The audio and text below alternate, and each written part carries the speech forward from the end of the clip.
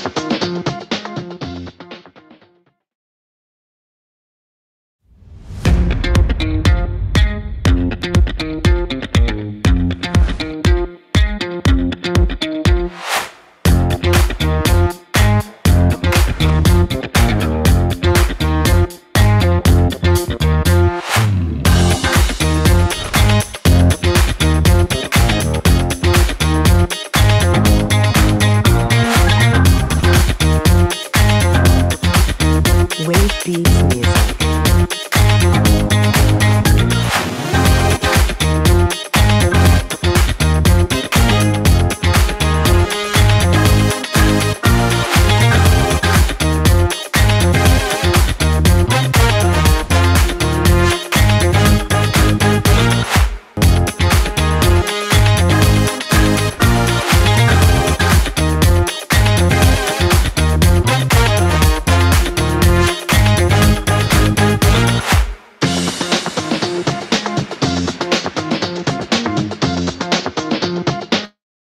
Oke, halo semua.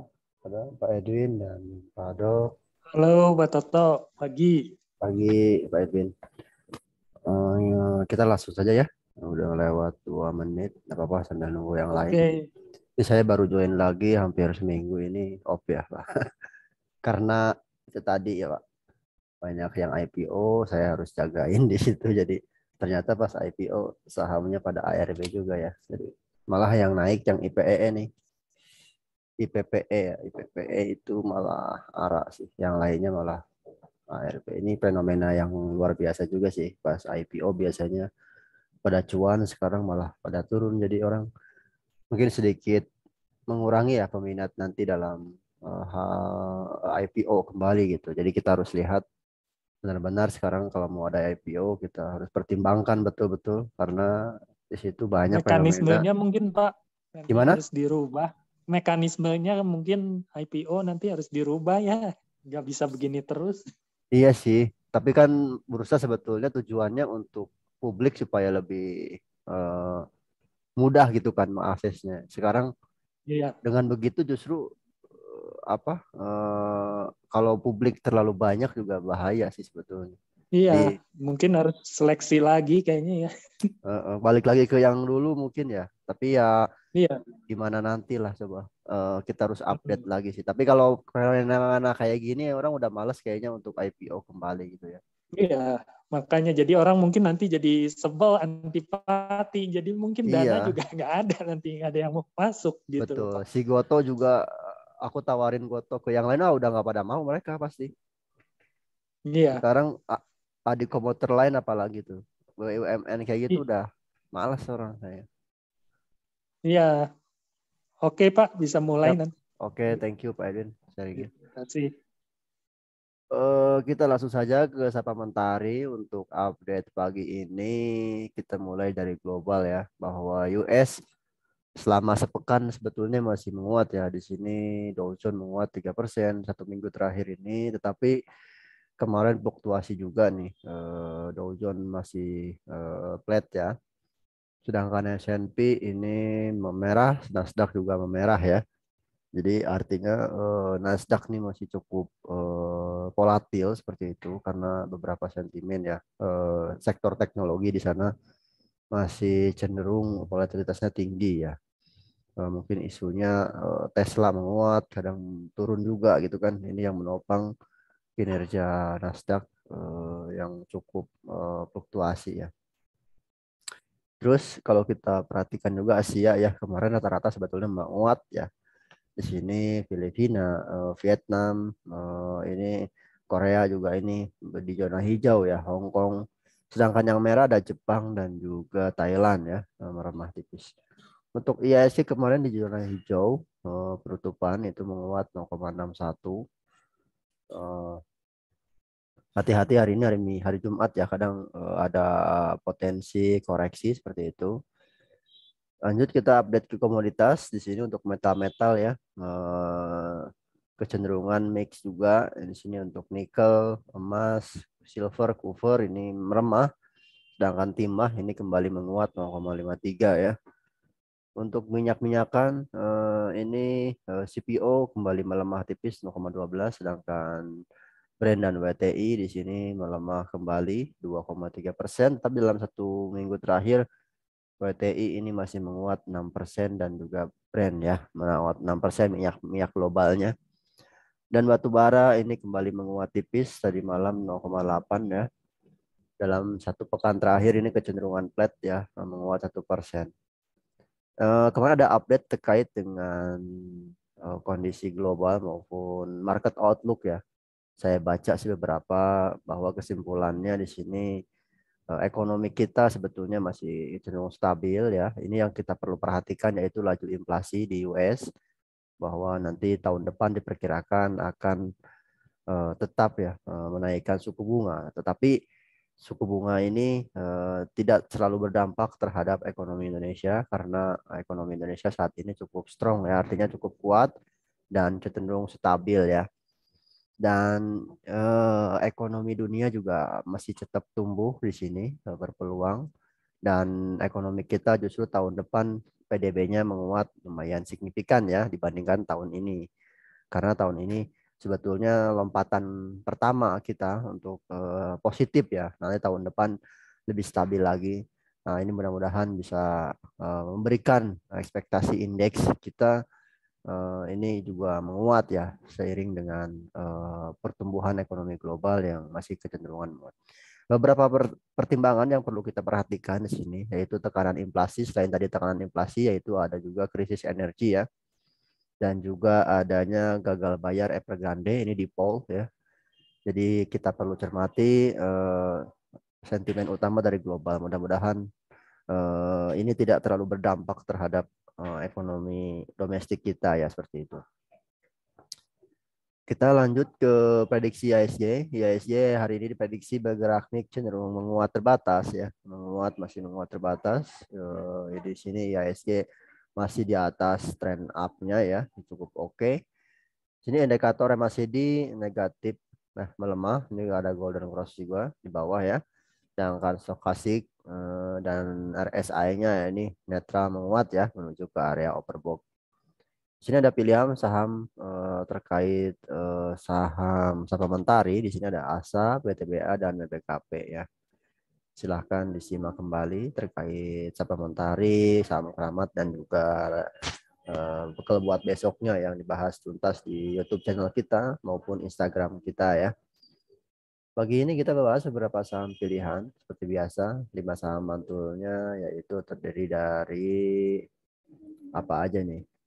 Ada SCMA, yang kedua ada IRA, yang ketiga ada AGI, ada Antam, dan juga PREN ya. Sini Pak Edwin sudah minta view tentang MMLP ya. Baik, nanti coba kita bahas Pak Edwin. Thank you pertanyaannya. Yang pertama ada SCMA. Ini SCMA secara teknikal ada potensi rebound, tapi masih downtrend ya. Dia ada mengalami pelemahan, tetapi kemarin dia mengalami reversal. Reversalnya ini udah di atas MA20, MA 10 ya, di atas MA10. Saya kira ini cukup oke, volume juga menguat ya di atas rata-rata. Jadi potensi untuk SCMA harusnya kembali rebound ya hari ini ya. Tetapi di sini ada resisten kuat ya sebetulnya yang harus dilalui oleh SCMA ya. Di atas MA50 ada juga MA150 ya. Keduanya ini di level 386 dan juga di level 382 ya. Jadi area ini area resisten kuat, maka untuk SCMA take profit dulu boleh di area ini di 380 atau 382 ya. ini menjadi resisten yang harus dilalui. Saya kira boleh di take profit dulu di area ini, nanti ketika break masuk lagi ya, seperti itu. Itu yang pertama, secara teknikal cukup oke ya. Sentimen beberapa masih merekomendasikan SCMA ini dikarenakan SCMA ada pola di setiap window dressing atau Desember dia mengalami kenaikan, dan juga Januari ya. Jadi secara pola ini bisa diperhatikan juga, silahkan SCMA untuk swing sampai awal tahun ya, masih cukup potensial ya. Yang kedua ada IRA. Ini IRA isunya ada akuisisi dari Saratoga ya, di mana Saratoga, grup Saratoga ini mengalami kenaikan yang cukup signifikan, yaitu ada MDKA, TBIG ya. Ini mengalami kenaikan yang lumayan, termasuk Saratoga juga ya. Maka untuk IRA nih boleh dirilik ya. Kalau kita lihat di sini ada double top untuk IRA ya, triple top malah ya. Nah, ini jika dia break mungkin di area ini ya, di area resistennya dia di pola-pola ini, maka IRA kemungkinan akan melanjutkan kenaikan. Mungkin untuk IRA buy on weakness juga boleh nih. Kemarin dia break di MA5 ya. Ini dia kemungkinan akan ke MA10-nya dulu, ke area ini di level 2000 ya. Maka untuk IRA ini ada support di area 2000. Jadi buy on weakness untuk IRA mungkin strateginya ya, yang cukup oke nih. Cara masih uptrend, cukup lumayan strong ya. Selanjutnya ada AGI. AGI ini hampir sama ya, AGI juga ya. Ini Saratoga masuk ke perusahaan ini, maka perlu diperhatikan juga nih.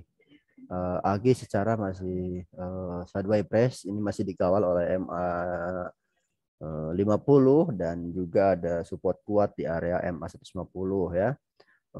Di area ini kebetulan dia mantul seringnya, maka untuk AGI ini boleh diperhatikan untuk trading buy ya. Untuk AGI ini mungkin buy on weakness juga boleh ya, di area support yang sebelumnya ada. Ini di level 14 ya, 1400 ya. 1400 saya kira ini menjadi support atau kuat untuk AGI ya. Ini harga psikologi juga untuk AGI, jadi ketika ada pelemahan boleh, atau spek buy di area ini ya. Kemarin dia masih ditutup di atas MA50, maka ini kemungkinan jangka menengah masih kecenderungan menguat seperti itu.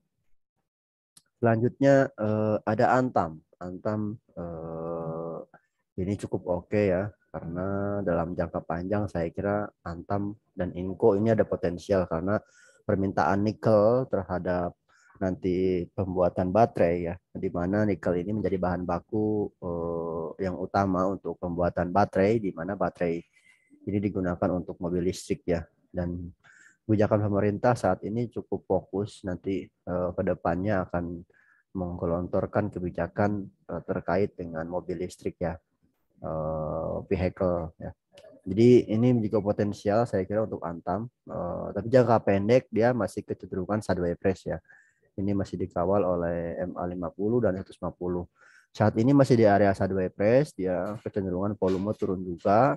RSI masih netral melemah ya.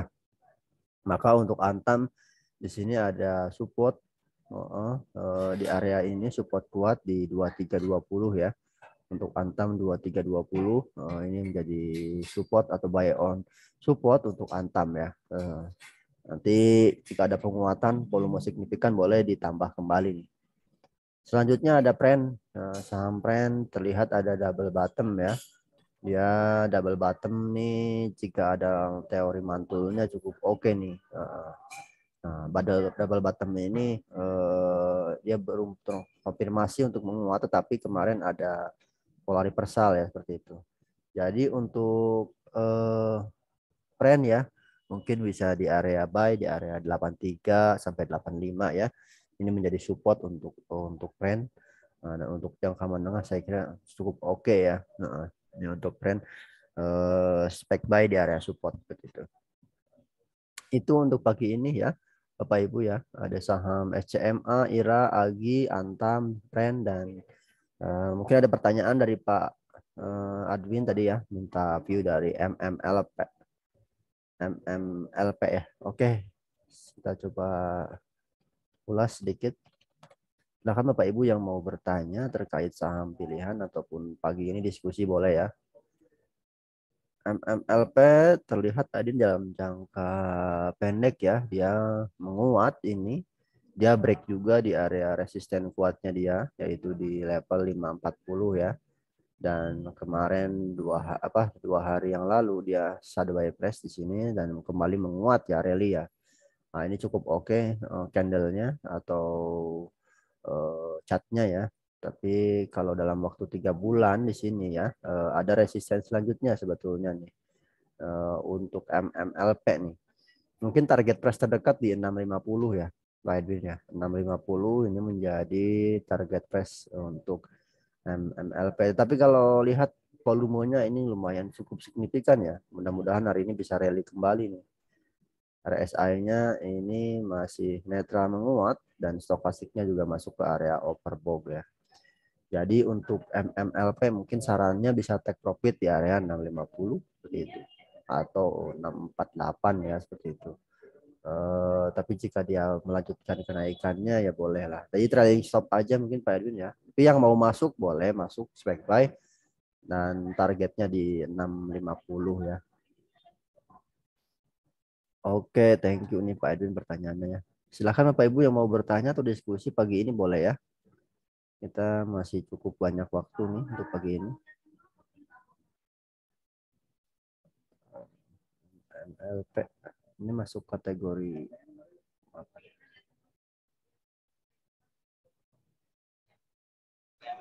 Saya ada webinar Pak Bapak, jadi nggak bisa ini. Masih nyimak aja.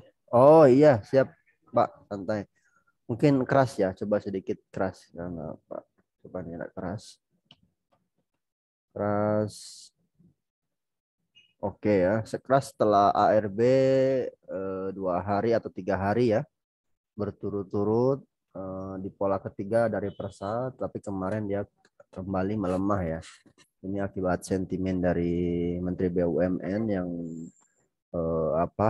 bertaruh bahwa keras ini bisa di-hold gara-gara utang yang belum terselesaikan ya, artinya utangnya restrukturisasinya belum selesai, mungkin belum sesuai yang diharapkan seperti itu, dan ini bisa berdampak luas terhadap kinerjanya.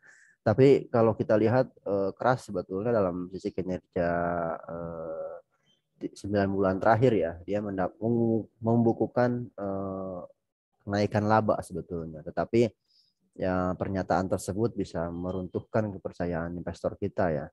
Tetapi secara teknikal ini ada pola rebound, tetapi kemarin ini ada indikasi untuk melemah kembali ya. Maka untuk keras yang mau masuk boleh mungkin di area support ya. Di area support di ARB yang sebelumnya ini di 390. Ini di area ini saya kira menjadi support kuat untuk keras ya di area ini. Ataupun mau spec buy juga boleh atau cicil buy dari di area sekarang juga boleh ya Bapak Ibu ya. Nah, RSI-nya ini sempat ke bawah ya, tetapi ada reversal kemarin dalam 2 hari terakhir. Maka untuk ini jika hari ini dia menguat, cukup oke nih untuk keras ya. Target price-nya saya kira ada gap down ya, yang belum tertutup di sini. Mungkin target price untuk keras terdekat di level 448 ya, 448 atau 450 nih untuk kelasnya. Tapi yang mau white NC juga boleh, nanti nunggu hasil resmi ya pernyataan tersebut. Mudah-mudahan tidak seseram dugaan ya seperti itu, sehingga ini bisa mengangkat kembali saham khasnya ya. Terus selanjutnya ada sektor mining ini yang perlu kita cermati ya. Ada PTBA nih.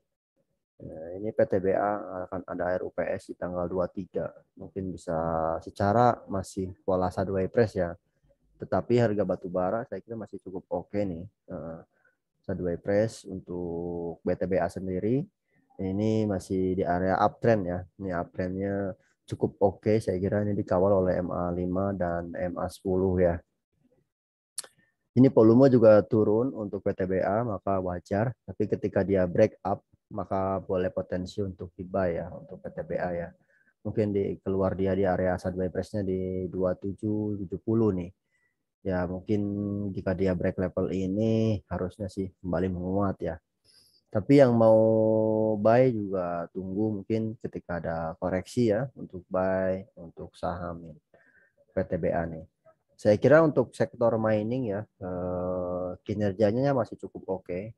Kalau kita lihat laba dari emiten ini sektor mining ya ada ITMG, ada RO, Indi maupun yang lainnya ini kecenderungan cukup signifikan kenaikannya ya karena harga batu bara di awal tahun sampai sekarang ini cukup oke saya kira ya di atas rata-rata, maka ini menjadi motor sebetulnya untuk investasi jangka menengah ya mungkin sampai awal pertengahan tahun depan ini saya kira emiten mining cukup oke nih ya. Nanti full year-nya saya kira kelihatan labanya cukup meningkat dibandingkan tahun-tahun yang sebelumnya ya. Itu Bapak Ibu ya untuk update marketnya dan saya coba ulas kembali nih terkait dengan update market global bahwa di global terjadi sebetulnya yang perlu kita cermati yaitu kenaikan inflasi di US karena kenaikan inflasi ini bisa mengkhawatirkan atau kebijakan The Fed akan menaikkan suku bunga. Maka kalau suku bunga dinaikkan oleh The Fed biasanya rupiah akan melemah. Kalau rupiah melemah, maka IHSG juga kecenderungan turun seperti itu. Tapi kita tidak perlu khawatir berlebihan karena kondisi ekonomi kita di domestik masih cukup oke, strong ya. Artinya kepercayaan investor terhadap pemulihan ekonomi di Indonesia ini cukup kuat. Dan perkiraan PDB untuk tahun 2021 ini di level 3,4 sampai 3,7 ya full year-nya. Dan tahun depan ini diprediksikan menguat ya untuk PDB-nya di 4,5 sampai 5,1. Ini ditopang oleh konsumsi, investasi dan ekspor. Ini konsumsi, investasi, ekspornya sudah mulai seimbang dan untuk tahun ini masih ditopang oleh ekspor yang meningkat cukup signifikan ya karena harga batu bara dan yang lainnya komoditas yang lainnya ini menguat cukup signifikan. Kita tahu ekspor kita masih di bahan baku artinya resource ya. Jadi kalau ekspor kita meningkat ini bisa berdampak luas terhadap PDB. Tetapi tahun depan diperkirakan konsumsi investasi ekspornya udah mulai seimbang ya. Asalkan varian dari COVID-19 ini tidak ada artinya mulai terkendali seperti itu. Dan saya kira untuk sentimen positif juga dari dalam negeri yaitu pembatalannya PPKM level 3 di seluruh Indonesia bahwa ada pengecualian di situ. Jadi mudah-mudahan ini bisa mendorong konsumsi domestik Indonesia sehingga di full year ini di Desember ini bisa mengakibatkan ekonomi kita kembali normal seperti itu. Tapi kita perlu waspadai bahwa varian Omicron ini saya kira akan lambat laun akan menyebar seperti itu ya. Tetapi mudah-mudahan ini tidak bisa berdampak luas. Artinya ketika ada varian baru maka saya kira dosis atau obat yang dikembangkan sekarang ini juga sudah bisa mengcover ya. Artinya ketika ada infeksi tersebut tidak mengakibatkan dampak yang serius terhadap pasiennya seperti itu. Itu untuk pagi ini ya. Jika belum ada yang bertanya lagi, sebelumnya saya mohon maaf baru join kembali. Mungkin untuk minggu depan, minggu besok ya, ini kembali normal seperti itu di acara pagi ini ya. Untuk perubahan bursa ya, saya kira ini ada penyesuaian. Jadi pre-opening kan biasanya jam 8.55 ya, sekarang jadi pukul 8.59. Nah, nanti langsung buka seperti itu. Dan ini saya kira ada penyesuaian bursa juga, ini penghapusan kode broker juga sama ya. Artinya untuk mengurangi spekulan seperti itu. Jadi Bapak Ibu bisa disesuaikan mungkin ya yang terbiasa menggunakan strategi seperti itu bisa dikurangi. Karena saya kira market kita udah mulai oke dan investor kita sudah mulai banyak, maka bursa dengan kebijakan tersebut saya kira ini akan mendukung transparansi dari transaksi, artinya lebih ketika ada transaksi itu lebih artinya lebih realistis ya, berdasarkan kinerja mungkin ke depannya, nggak berdasarkan lagi spekulasi bandarmologi, mungkin agak dikurangi seperti itu ya. Itu aja Bapak Ibu untuk pagi ini.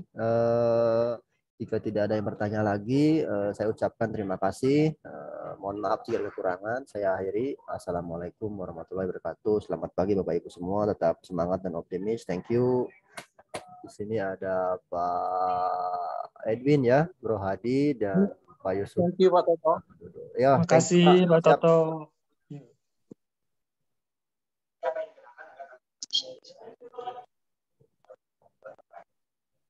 Izin unmute Bapak Ibu. Thank you.